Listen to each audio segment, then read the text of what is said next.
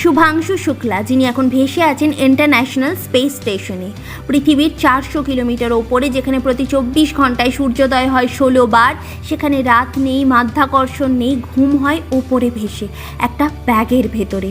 এটা হলো ভবিষ্যতের সবচেয়ে ব্যয়বহুল গবেষণাগার। $150 বিলিয়ন 15টি দেশের যৌথ প্রচেষ্টায় তৈরি। সেখানে আজ দাঁড়িয়ে আছে গর্বের সাথে একজন ভারতীয়।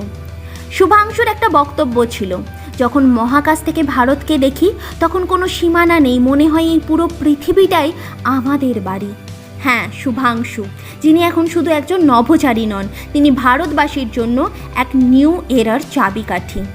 আজ মহাকাশ শুধু বিজ্ঞানীদের জায়গা নয়, এটা হয়ে উঠেছে আগামী প্রজন্মের গন্তব্য। তুমি কি প্রস্তুত সেই ভবিষ্যতের জন্য? ভিডিওটি শেয়ার করো কোনো এক বন্ধুর সাথে, যার চোখেও আছে একদিন মহাকাশ দেখার স্বপ্ন।